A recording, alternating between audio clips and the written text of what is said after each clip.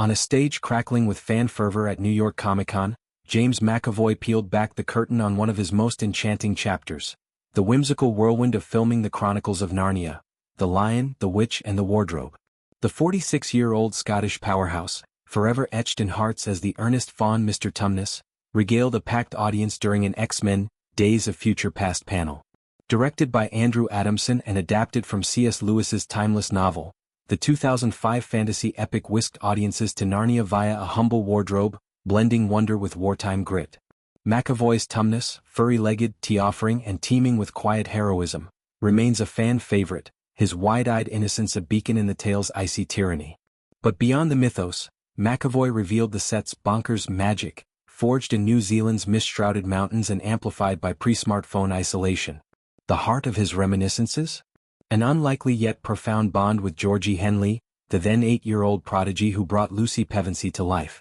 As the youngest sibling tumbling into Narnia, Henley's Lucy shared pivotal scenes with Tumnus, their fireside tea in the snow-draped cave, a moment of fragile trust amid the White Witch's chill. McAvoy credited Adamson with orchestrating their proximity, a directorial gambit to nurture on-screen rapport. "I think Andrew kind of, stuck us together," he chuckled, praising the director's intuition. "The director was a great guy, great director, just hoping we would get along a lot." Henley's debut demanded gentle guidance. With no prior acting chops, she navigated wonder with raw authenticity. McAvoy became her unofficial guardian, spending hours with her and her family, lovely souls who turned isolation into warmth. She was a really young girl at the time. "I just spent a lot of time with Georgie and her family, and they were really lovely." Now 30, Henley has blossomed into a multifaceted artist, but that Narnia nexus endures, a testament to mentorship's quiet power. The set itself? A kaleidoscope of awe that left McAvoy perpetually gobsmacked. "Just being on the little sets is bonkers," he confessed, mimicking wide-eyed astonishment. Towering animatronic beasts, meticulously crafted forests that rustled with engineered life, and the lion Aslan's majestic silhouette, all conspired to blur reality's edges. "You get used to things, but I was like, oh, you know what I mean." Filming in pre-iPhone 2004 amplified the immersion. No endless scrolls or instant check-ins shattered the spell. "I don't think you were texting and stuff back then. It's like you were just alone with it, you know? Maybe I'd phone home once a day or something." Stranded in New Zealand's ethereal landscapes, much like Christina Milian's reflective jaunt there for a Netflix flick, McAvoy felt planetary displacement. "You're like on another planet," he mused, evoking the profound solitude that deepened Narnia's lore. It was an era of undivided presence, where craft consumed wholly, birthing performances untainted by digital distractions. Amid the spectacle, McAvoy's loudest accolades rang for the makeup crew, his absolute rocks, and the set's most cherished allies. Holed up in trailers perched halfway up mist-veiled peaks at the ungodly hour of 3:30 a.m., they transformed him into Tumnus with painstaking artistry.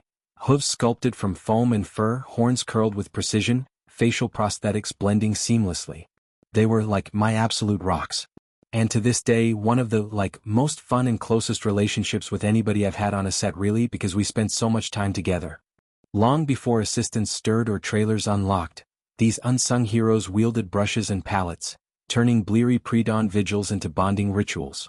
Laughter echoed in those confined spaces, stories swapped over coffee, forging ties as enduring as Narnia's wardrobe portal.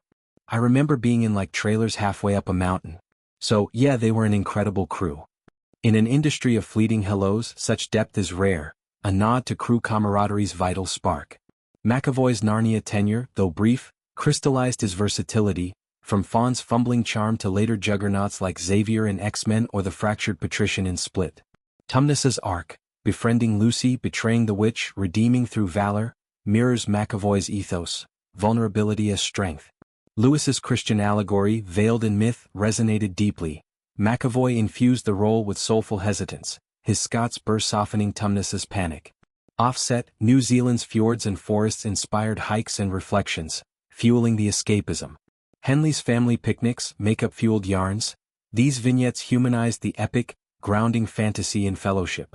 Today, as McAvoy promotes Speak No Evil, a taut thriller showcasing his chameleon gifts, Narnia endures as a touchstone. Comic-Con's roar affirmed its legacy, fans dissecting Tumnus-Lucy dynamics with fervor. McAvoy's candor, bonkers sets, surrogate siblinghood, pre-dawn pacts, invites us into that wardrobe, reminding why Narnia captivates. Not just lions and witches, but the bonkers beauty of creation. In sharing these shards, McAvoy doesn't just reminisce. He reignites the portal, proving some bonds like some stories are eternal.